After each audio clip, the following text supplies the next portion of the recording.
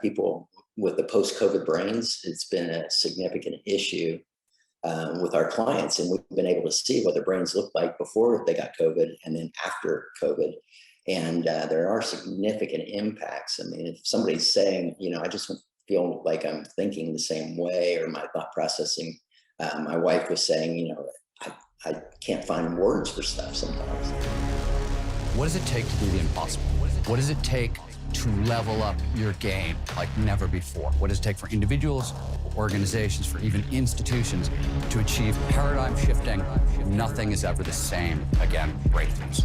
Our mission is to decode the neurobiology of flow and cognitive peak performance. Access the minds of maverick scientists, groundbreaking innovators, and world-leading experts to understand what it takes to achieve ultimate human performance, so you can feel your best, perform your best, and accomplish your boldest goals. I'm your host, Rian Doris, and together with best-selling author Stephen Kotler, I present to you Flow Research Collective Radio.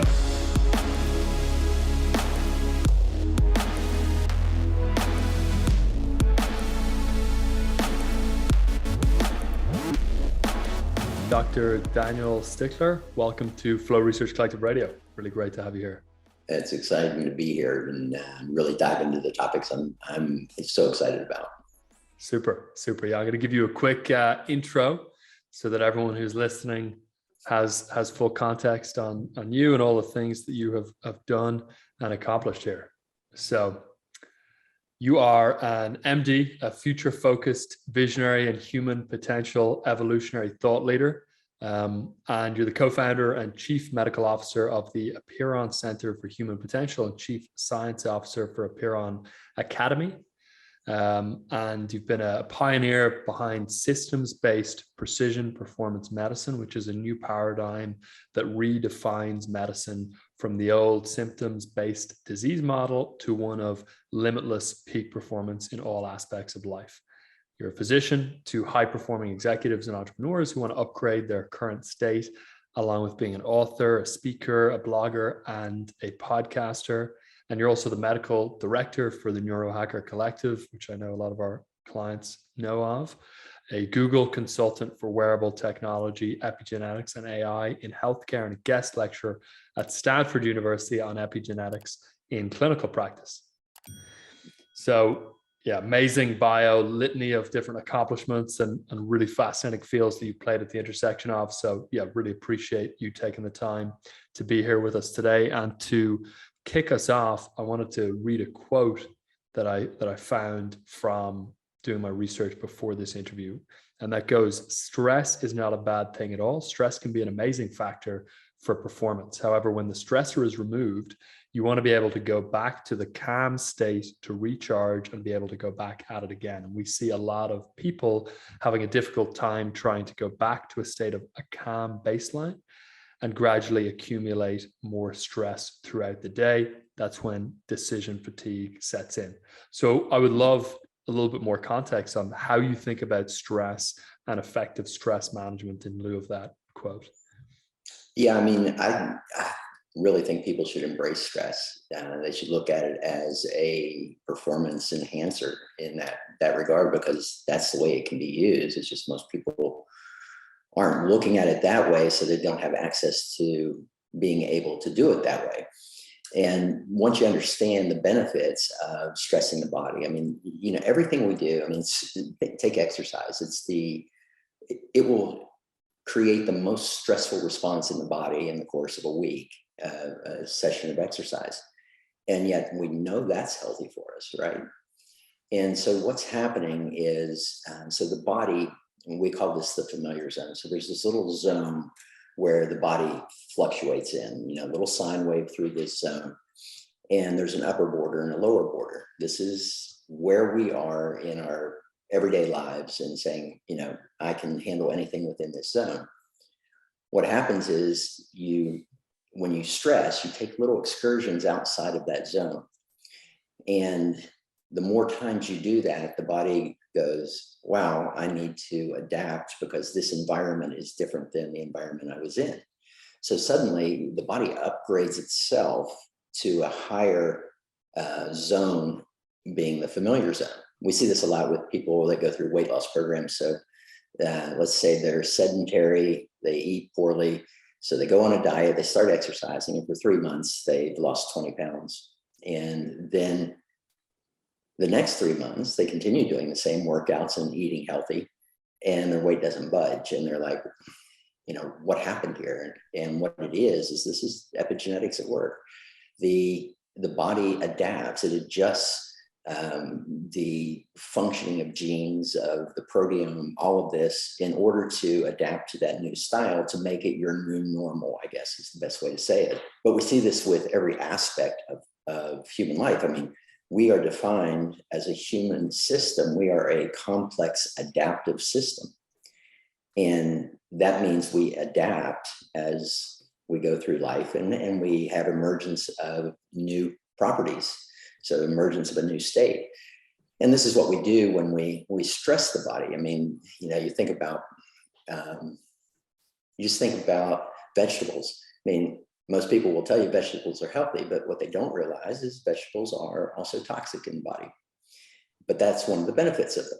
This is the hormetic effect, where the phytosterols get in the bloodstream, go to the liver. The liver says, whoa, this is not a healthy sterol, and they have to detoxify it. So what it does is it causes the liver to upregulate the CYP450 enzymes that detoxify the body. Well, when it's upregulated, it can cleanse the blood even better.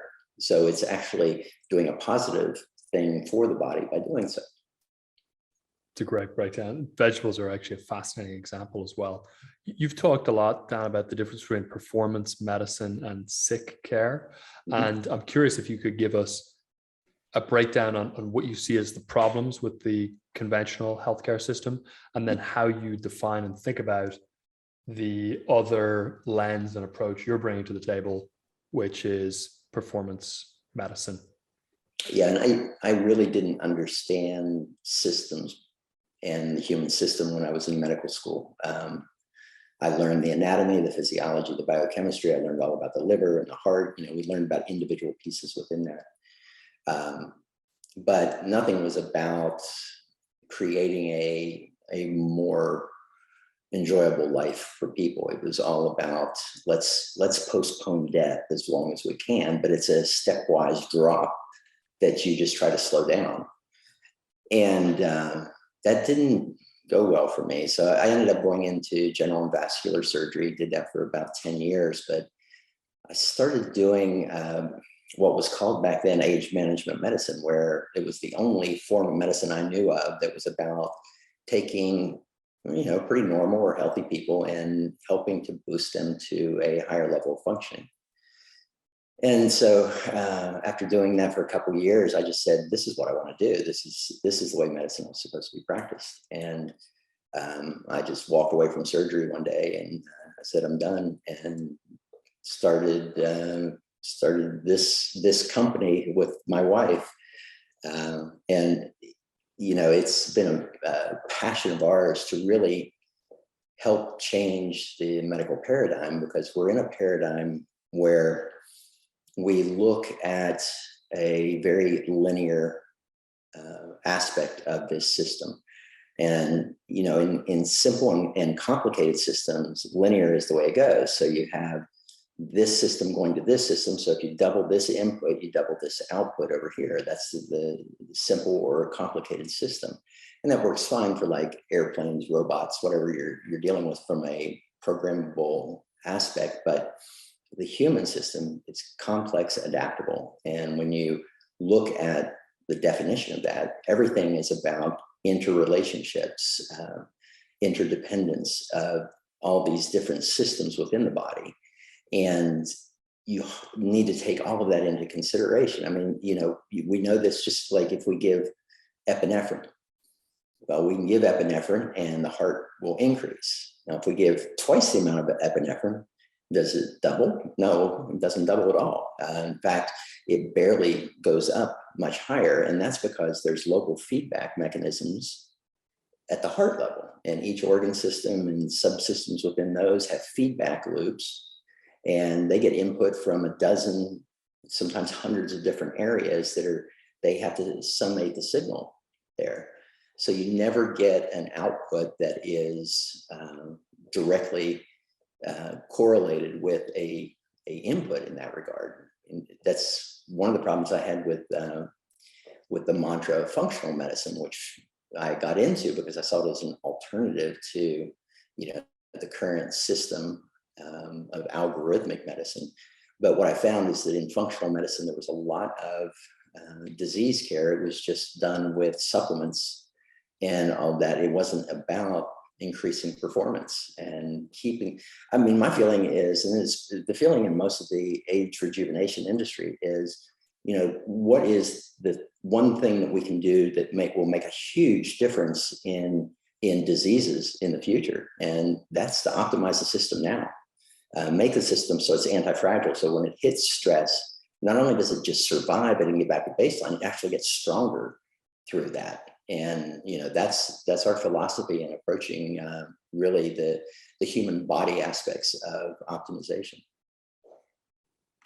Amazing. Thank you for that breakdown, Dan. I think a lot of people get a little bit confused about all the different terms that can come before medicine. So I'd love to get a clarification from you, because you hear about functional medicine, you hear about concierge medicine, which I think actually just refers to a business model.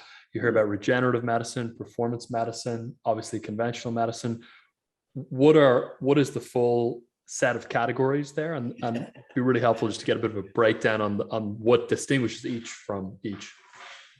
Yeah, so conventional medicine is evidence-based medicine, which is a good thing, but it's very linear, and that's why we have algorithms, and that's why we have standards of care now. But the thing is, the body doesn't behave by an algorithm. It just, you can get close, you can get some probabilities, but it's not going to be absolute. It's just like when we have a blood pressure medication that's approved for blood pressure, a lot of people assume, oh, it's approved for blood pressure, so it'll work for me. Well, it may work for 80% of people who try it, but there's going to be 20% that won't have much of a response or have a negative response from it. So it's not that just because it's approved by the standard of care doesn't necessarily mean it's right for you. Each of us is an individual. Think about this. When you look at research, when they do animal research, they are doing research on what's called a monoclonal line of rats or mice. This means that every one of them has identical DNA. They're raised in the exact same environment. They're fed the exact same meals. So it's one individual. And when we look at humans, this is why nutritional studies are so poorly indicative of what's good or bad. But we're all different. We all have different contexts. And this is what people miss, is the context of you as a person versus the context of you. And you want to take that into account. You want to individualize. This is all this N of one stuff where we can use current research to get probabilities, but it's not an absolute truth. So that's where traditional medicine is, or current medicine. Functional medicine, they claim to be a more holistic approach, is the approach, and they are. They're definitely more complete of looking at contributions of other organ systems and all of that. But the thing that I emphasize with people is they are not necessarily about making the system better when it's fine. When you're normal, what can you do? It's just not something that's brought up in discussion. And they have the mantra of look for the root cause, but by defining the system as a complex adaptive system, there is no root cause. It can't be.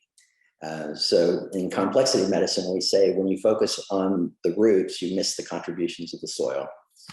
And you have to take into account the entire aspect. Think about the human being. We can say holistic where we're looking at mind, body, spirit, but that comes up short too, because we're not looking at the environment and the biosphere that we're living in and how that actually impacts us. So that's where I kind of found functional medicine fell short. Then there's anti-aging medicine, and that one, that's where I first got into it. But what I found with that is that was more about, it just was not complete. It was fitness, nutrition which were great, and hormone replacement for low hormones. But that's about where it ended. There was not much in the way of lifestyle work. There was not much, and lifestyle, when we look at our medical practice, lifestyle is 90% of the work we do. The peptides, the medications, the technology we use, that's just secondary. Lifestyle is first and foremost. In fact, I think there was a study done not too long ago that they said biosocial factors were the biggest predictor of longevity when compared with every other biomarker. So the biosocial aspects were so important, but it's never addressed. Then you have the regenerative medicine, and regenerative medicine is more of the people that are using the stem cells. They typically will call themselves regenerative medicine practitioners, and they're injecting stem cells. Sometimes they'll inject peptides, sometimes they'll inject medications, sometimes they'll inject exosomes. But that's what they're essentially doing, is doing a lot of processes that are designed to rejuvenate specific tissue. And then you had the age rejuvenation industry. And this one is where I kind of sit right now, where we look at age rejuvenation as the ultimate way to go to take care of everything all in one swoop. It's just, are you going to, let's say you come in and say, oh, we're going to put you on this heart prevention diet. Well, what about the kidneys? What about the liver? What about the digestive tract? What about the cognitive function? And it may be all good for those, but to specifically address that, and this is the problem in a complex adaptive system, experts are not the top person. Our saying is we want deep generalists, and we want people that can look at the landscape of all this stuff and see how it comes together, the relationships, not the specifics. You keep experts on tap, but not on top. So you use them as reference within the system. But this is why, and this is coming from me, who is a general and vascular surgeon, the medical generalist should be the highest paid person in the system. They're the ones that can integrate everything. But the way it's worked now is they're not paid well enough. They have too many clients.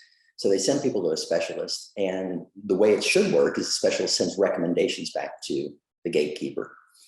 But what they do is they just put people on it. And, if you're a cardiologist, your goal is that this person not die of a cardiac issue. It's not that they're saying, damn the kidneys, I'm going to put you on this medication. They're just saying, oh, I know this medication works really well for the heart and what we're trying to treat, without even really thinking about the fact that they might have some renal insufficiency, or they might have had some markers that would suggest that. So really that gatekeeper is the key in the medical system. And for me, it doesn't have to be a physician either. There's a ton of physician extenders out there, the PAs, the nurse practitioners, but there's also health coaches that can work under licensed medical people. And they, like I said, 90% of what we do is lifestyle coaching. Why don't we start using health coaches to do the coaching for people and getting their lifestyles lined up, and the docs are overseeing it, but they step in when they need a medication or something bigger to impact the system. I love that breakdown. It's the first time I've heard those all differentiated. So I appreciate that. So when it comes to performance medicine or age rejuvenation, let's just say hypothetically, you are someone for whom, money is not necessarily no object, but less of an object. And you want to maximize your performance, your mood, your cognition, your energy levels, even aesthetic elements, and you're willing to put in the time and the resources. What would be an example of a protocol there, assuming there's actually no active complaint besides just knowing that you don't feel your best? I'm curious what some of the tools are, what an 80-20 that's like. that's a deep question. It's a lot of stuff. You know, what we do with people is we work with all lifestyle aspects. So sleep, nutrition, fitness, environmental health, hormones, and we collect data. I mean, we get as much data as we can, and we try to create a picture of this is the human system in this state, in this moment. A lot of people like to attach to stories, and stories are just good. And they're good because they give you a background, but I try to get people to get rid of the stories of why they are in the state that they're in now, because I'm assessing current state. What's the system look like, and what can we do for it? But we use extensive battery of tests, from blood tests, urine tests. We do epigenetic testing for methylation age. We check the Dunedin rate of aging score. We do glycan age testing. We're just getting ready to add proteomics to our assessments. We have a cancer test that screens for 50 plus cancers just from a blood sample. And we map the brain. We get a full clinical grade EEG on every client. And that's been beneficial lately because people with the post-COVID brains, it's been a significant issue with our clients. And we've been able to see what their brains looked like before they got COVID and then after COVID. And there are significant impacts. I mean, if somebody's saying, you know, I just feel like I'm thinking the same way, or my thought processing, my wife was saying, you know, I can't find words for stuff sometimes. And so we do neuromodulation with them with brain stimulation to try to recreate a baseline state or enhanced state that they're in. But we do DEXA scan for body composition and for bone density. We do a neuromuscular mapping of the whole body to see how each muscle group is firing and if it's doing it the right way. So yeah, I mean, that's, it's a lot of data. The other thing we do is all of our clients are given a Garmin Phoenix watch. And I have no relationship with Garmin other than being a medical provider that gets a discount when I get it for my patients. But the Garmin has been one of the greatest tools that we've ever encountered for dealing with optimizing people. We get on, our practitioners get on a call once a month with each of their clients. And in that, we pull up their Garmin dashboard and we're looking at the month and we're saying, you know, what happened this week with the sleep structure was off, or, you know, the stress. Why was the stress so high? I mean, I can tell every client exactly which nights they had alcohol because I can see the change in the stress and the recovery. I mean, even one glass of alcohol shoots stress through the roof, and the recovery, which is designed to onset at sleep, just doesn't have the ability to do it when the stress is that high. So they wake up the next day, and not only did they not get great sleep, but they also didn't recover. And so we monitor their recovery scores and make sure that they don't go and stress the system when they're already pretty depleted. But we can look at their resting heart rate. I mean, we could, when people will call us and say they got COVID, I can look back at their data and say, oh yeah, I noticed this is when it started to happen, about 3 to 4 days before they even had symptoms. We could see it in the metrics that they had. Their heart rate would go up, oxygen saturations at night would start to drop a little bit. And sure enough, their stress level was going through the roof by the 3rd day. And that's when they start showing symptoms. But wow. It's, you know, that's it. I mean, we get all this data, and then we present it to our whole team, and everybody on the team contributes. And our team includes an anesthesiologist, a nephrologist, primary care physician, a nurse practitioner, PA, and dietitian, and a psychologist. This is a big piece that I haven't really talked about, is the biopsychosocial aspects of life. Our biggest metric in knowing whether the person is getting benefit is what's called the quality of life score. And this assesses areas of like health, love, relationships, children, family, community, learning, creativity, all of this. And every year we look to improve on that quality of life score. And that's, we've consistently done that. I've only had, geez, in probably almost 20 years, I've only had maybe 4 or 5 that went down in that, even during COVID. I mean, the people were coming in and still they were improving over the previous year. So that's a great metric for me to look at. That's really interesting. I want to come back for a second to the Garmin Phoenix watch. I actually haven't heard people mention that specific wearable that often, and I'm curious if you have found it to be superior in certain ways to the Whoop strap or the Oura Ring or other wearables, because I know people will find that really interesting. Does it have heart rate variability? And yeah, how does it compare in your experience to Whoop, Oura, Apple Watch? Well, with all of these metrics, the one thing to keep in mind is they are not absolute metrics, but we're using them as a dynamic. You know, you can say this is my heart rate variability, but you know, the watches, the rings, the wristbands, they're using pulse plethysmography in order to determine this. So it's an indirect measure. And sometimes, you know, when we do a clinical grade HRV assessment in the office, it can be very different from what we're seeing on the wearable devices. But what is important about it is to look at consistency and dynamics. So, you know, here's their baseline. You know, if their stress averages 27 every day, stress score on the Garmin, and then suddenly they're hitting 45, you know, we've got a problem. Something's going on. Same with resting heart rate. I mean, I can look at my resting heart rate over the last 5 years because I've worn this continuously.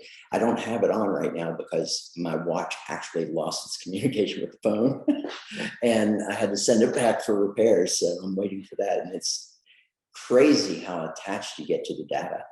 I mean, after 5 years of collecting data and not having any, it's a little freeing actually, but I still miss the data. But this is the dynamic, you know, is your sleep, are you getting more deep sleep now? You know, I'm not saying that the deep sleep was accurate to the exact deep sleep that you get, but the fact that your deep sleep is improving, that tells me something's working. Heart rate's coming down, but I mean, heart rate, if you look at resting heart rate across the board, I mean, most people years and years will fall into about the same average for themselves. And then something takes them out of that. And that's when we pay attention and we say, okay, something's happening here. In comparison to Aura and Whoop, so the data content of the Garmin is what I love. I mean, they did this with using First Beats technology, which is probably the most accurate in the field right now. Different pieces are more accurate on different things, like the BioStrap is really the best sleep one that I've seen so far. Although we're working with the Muse S also to see, because you know that's got a high correlation with polysomnography. And I've worn 3 wearables simultaneously for weeks at a time to compare data, and they're very different. Whoop I found was very different. And I'm not saying which one's better. It's just you got to focus on dynamic and not look at it and say, oh, this is exactly right. No, it may not be because it's an indirect measure overall. Got it. That makes sense, and definitely will be interesting for folks to check out the BioStrap as well. That looks compelling. Thanks for that breakdown, Dan. And then the next question I have for you is with respect to tools within this space that are more on the medical intervention side.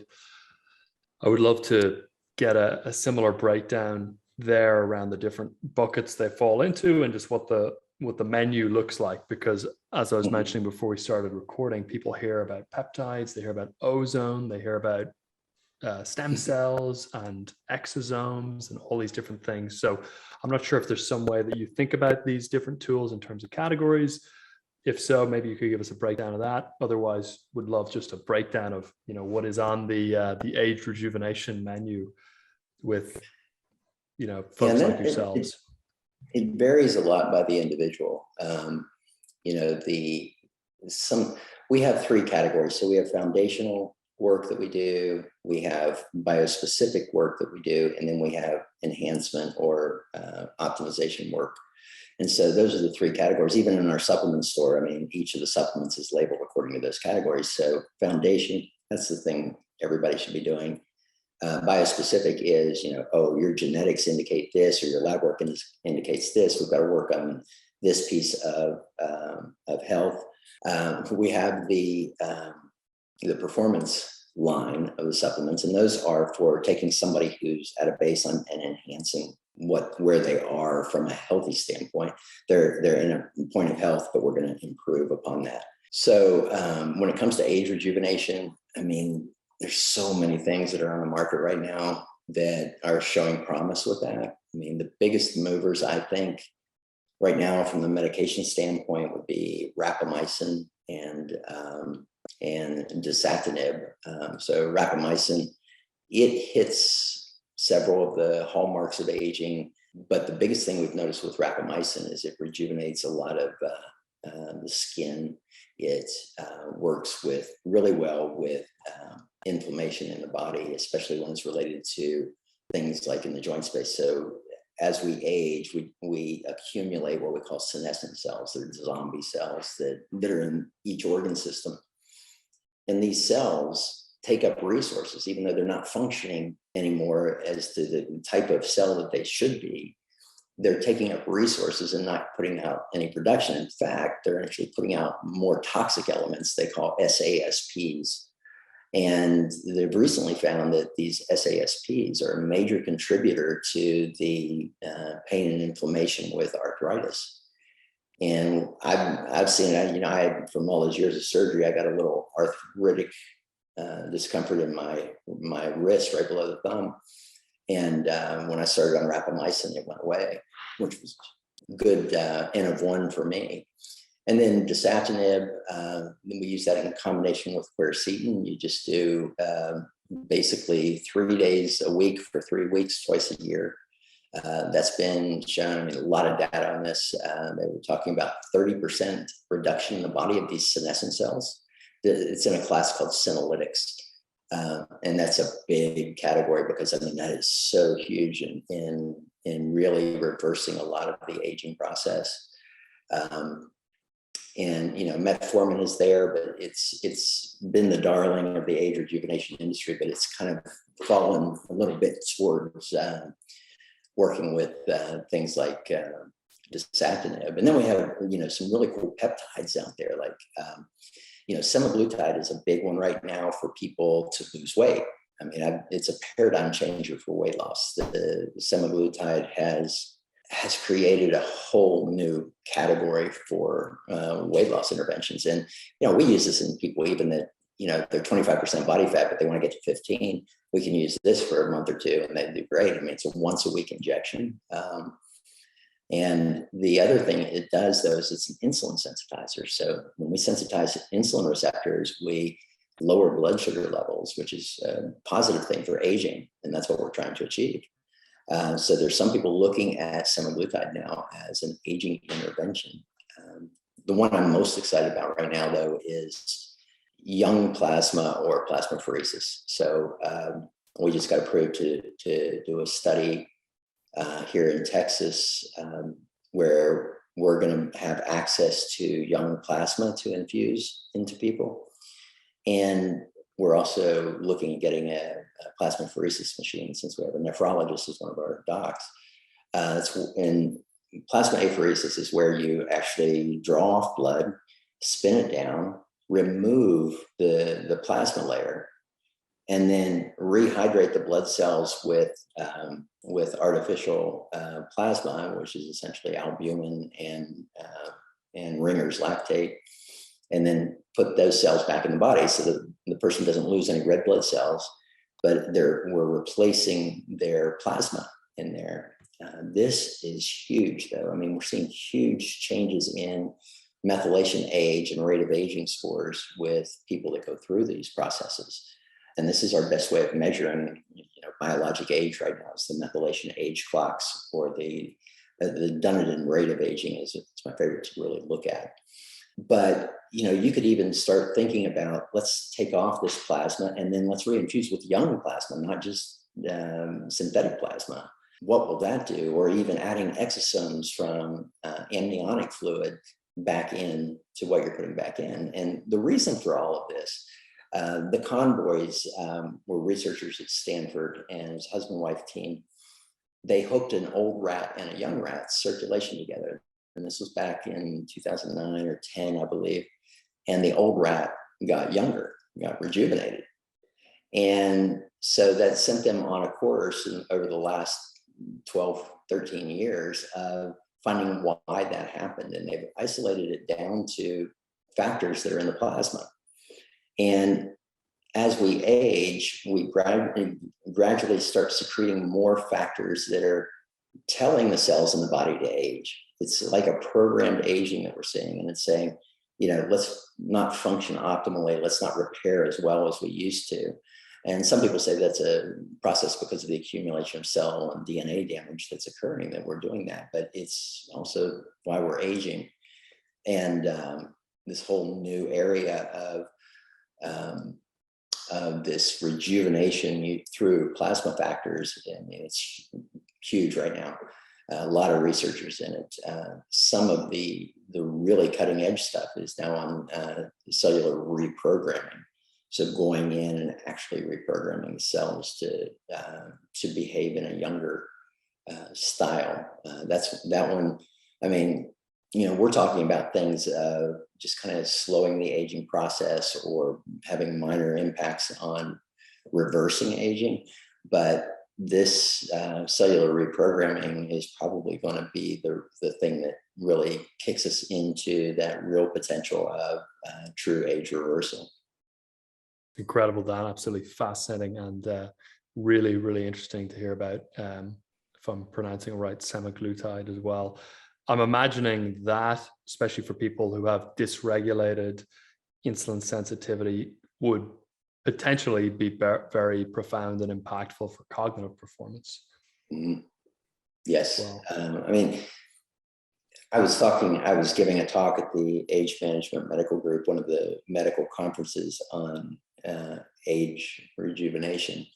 And I was talking to another physician that has been doing age management for as long as I have. And she was telling me that prior to COVID, because I had mentioned the plasmapheresis and the young plasma in my talk, and she said prior to COVID, she had gone and to a company that was doing young plasma. They subsequently were shut down by the FDA because it's not really approved. You have to do it under an IRB. But she had that done, and then 6 months later, she repeated her epigenetic age. And it's one thing to repeat it like right after it happens, because you've already got young factors in there, so you're probably going to pick up on those. But 6 months later, and she tested over 10 years younger than she had been on the test prior to that. Now, that doesn't mean she's 10 years younger, but it means that the needle's moving in the right direction. And 10 years is huge when we talk about the changes in methylation age, because methylation age is really the biological clock that is ticking on us. That is absolutely fascinating. You mentioned as well post-COVID brain and being able to see the stark pre and post contrast with EEG. A lot of our clients and people in general at the moment obviously are suffering from long haul COVID and post-COVID brain. I'm curious, if you woke up tomorrow with long haul COVID, knowing everything you know, what would be your first sort of 3 to 5 moves to try and recover your brain, your performance, your energy back to pre-COVID brain? Yeah, I mean, the first thing to really do, I mean, if you're serious about this and it's having a significant impact, is get your brain mapped, get a brainwave map with an EEG that can look at areas where it's not optimized. Also, neuroinflammation ongoing is a common factor in long COVID. And we found that low-dose naltrexone has been working really well to minimize the inflammation that people are getting. The other thing we do is electrical brain stimulation. So we'll use either AC current, DC currents, transcranial magnetic stim, along with global PEMF, and we'll run that. And we do have a COVID protocol that we've worked out based on what we've seen with our own clients. So we were seeing this, and we had implemented this before all the data really came out on the brain and COVID. And just in the last, 3 weeks, there's been all these articles on the impact of the brain. Even mild COVID had significant impacts on the brain. And they saw, I think the big UK study, they saw a 0.3% loss of volume in the brain. And that doesn't sound like much, 0.3%, but that's actually huge when you look at it. And within the next 20 years, we'll probably see a tsunami of dementia if we don't address this. So it's really important. I mean, if you're having ongoing memory issues, finding words, smell dysfunction, visual dysfunction, and there was a recent study that the people who got COVID in the eye, I don't know if you know of anybody that's had that, but I had 2 clients that got it. It was just, they had like a red eye or pink eye, what it looked like, but it was most likely COVID eye. And they're finding significant issues long-term for people that have had that. So all this stuff is coming out right now. And the majority of people, I mean, you're talking about 70% of people are going to resolve those symptoms over time, but we can accelerate that recovery process typically, or the people who have it chronically that aren't getting rid of it, start looking around for some neurostimulation, because it's been the thing that we've really noticed as the biggest needle mover in our own clients. And having the before COVID EEGs on all of our clients was really nice to be able to then reassess their post-COVID EEG and then institute a protocol and then do the EEG again and see if we had achieved that. So we were getting both symptomatic relief, but we're also seeing the positive changes in the cue. That's fascinating. The mention as well of low dose naltrexone is really fascinating for neuroinflammation. So I'm curious if you could break down what low dose naltrexone is, and then a little bit more context on the brain stimulation approaches would be really helpful. Maybe specifically differentiating between neurofeedback and what intervention you've found to be successful for COVID, and also where people can learn more about that and potentially undergo an intervention like that. Let's start off with the brain stuff, because these brain stimulation protocols are really where we've had huge impact. So what we do is we do the brain mapping, and we spend a lot of time interviewing the client, and then we do cognitive testing on them. Once they have their brain mapped, then we get with a psychologist. My wife and I are both approved to read EEGs, but just because we don't do a huge volume of them, we want somebody who looks at them several a day. And so we get on a call with them. We go over what the patient's experiencing, what their symptoms are, what they'd like to improve upon. And she can look at it and identify areas where she's seeing that this can have an impact. And then she gives us feedback, gives us a specific protocol just for that person of stimulation to the brain. And sometimes it may be stimulation to increase activity in a certain area. Sometimes it's to decrease, sometimes it's both. So we have people with high beta.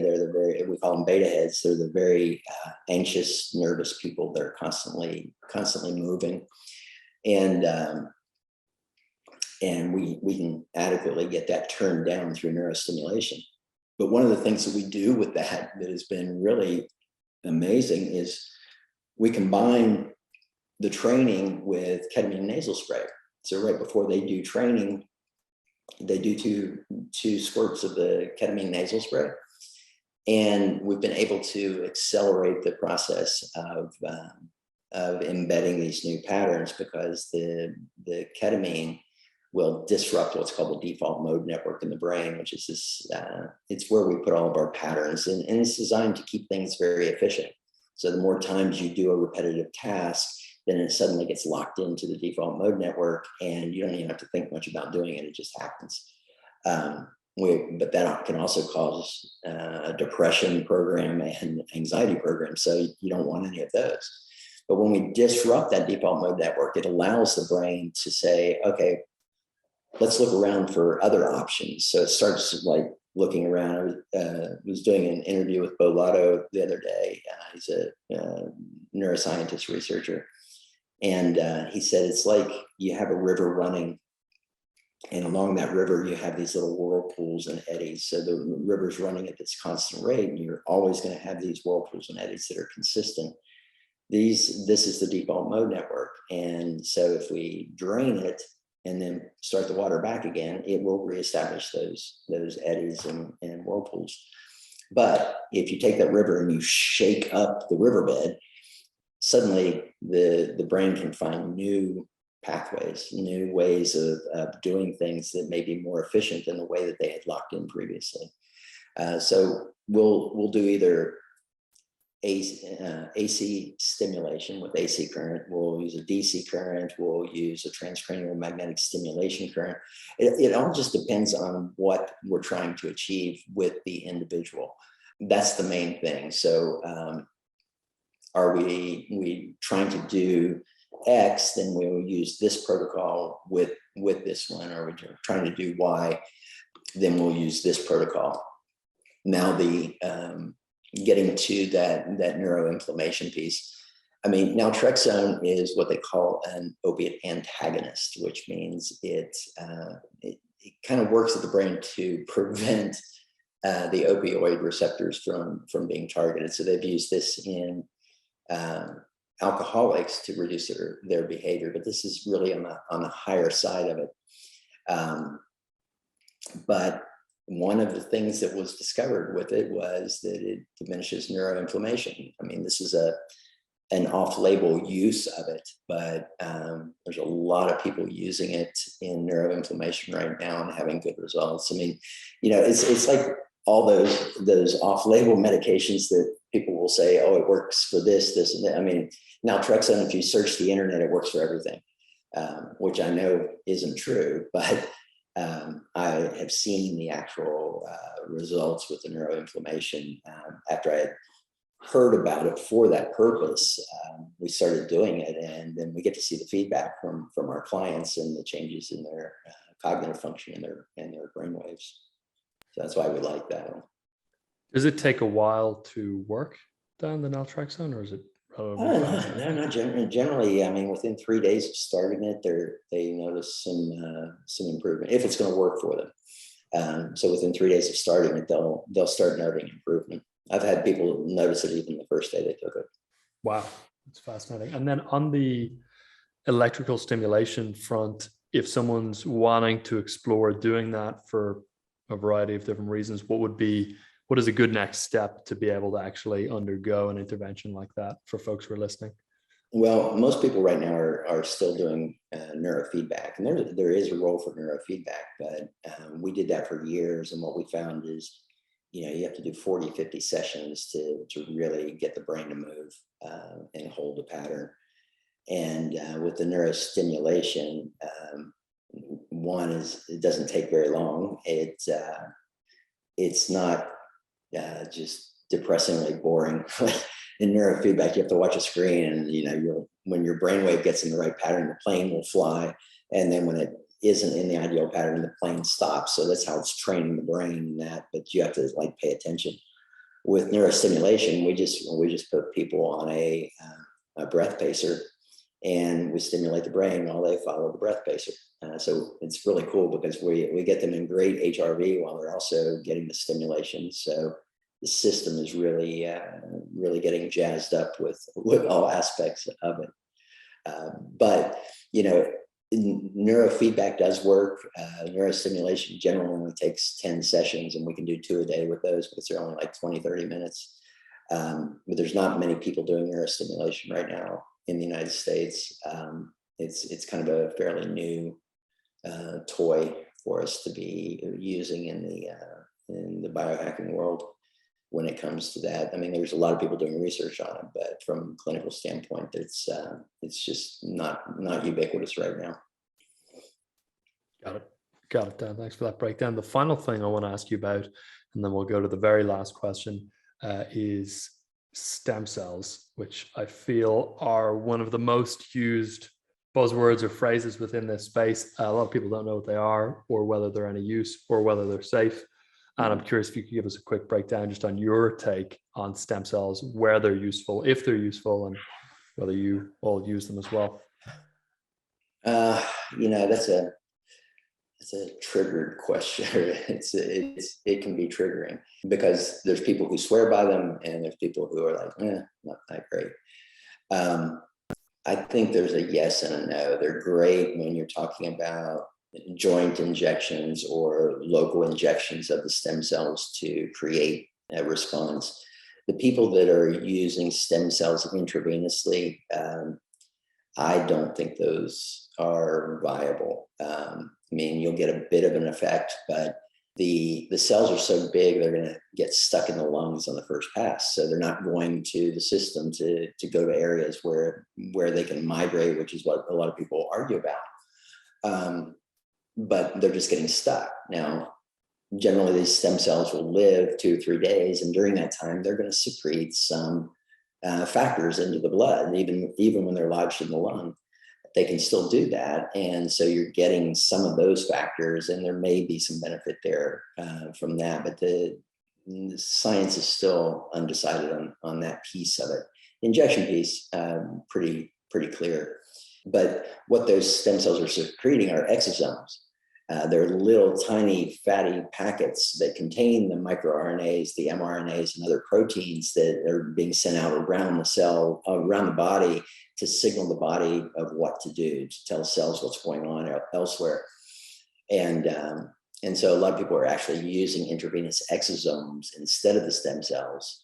And they'll use the stem cells for the joint injections and the musculoskeletal pieces, and use the exosomes from stem cells. So these are these packets, and you can get 4 billion of those in one little cc that you inject into the body, and it will circulate all the way throughout the body and can migrate into other areas. So I'm biased. I mean, I have a definite preference towards exosomes, and I have not seen good enough data on the stem cells at this point. Got it. Thanks for that breakdown as well, Dan. That makes sense. And I've been hearing more and more about exosomes as well. The final question, Dan, that we like to ask guests is a question about a question. And the question is, if you could click your fingers and instantly have all of the randomized control trials done to fully and legitimately answer any open question you have, what would that question be that you would have answered instantly?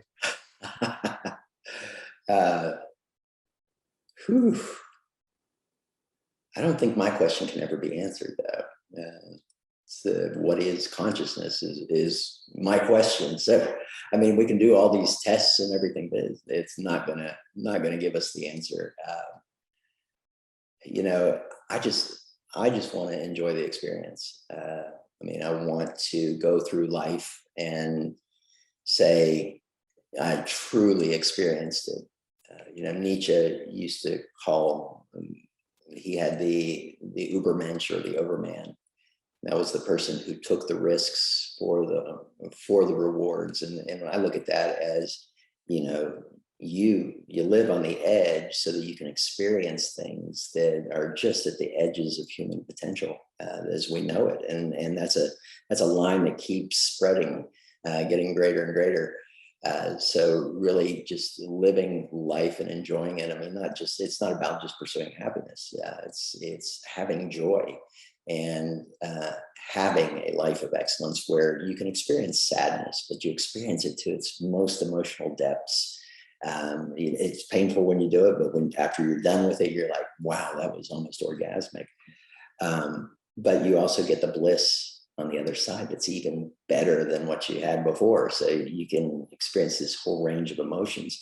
This is the Übermensch. He seeks that out. And Nietzsche also referred to last man. He called it the last man. And this is the people that choose to minimize pain and maximize comfort throughout their life, which is the majority of our population around the world. It's a boring life, but it's a safe life for most people. And that's what they want. For me, for my clients, none of them want that. My clients want to truly live the experience and push those limits of human potential to see what's possible. Love it, Dan. Thank you so much for this. It's been a phenomenal breakdown on some of the cutting edge tools out there and the amazing work you're doing. So I appreciate it. And where can folks find out more about you and all the work you're doing? At apeironzoh.com, apeironzoh.com. Well, thanks so much for your time, Dan. Appreciate it. And I know everyone's going to have loved listening. Well, thanks for having me. I enjoyed it. If what you've heard on Flow Research Collective Radio has been helpful, please consider doing us a solid and leaving us a review on Apple Podcasts, Spotify, or wherever you are listening to this. Reviews help us connect to a wider audience so we can get these peak performance principles out to more people.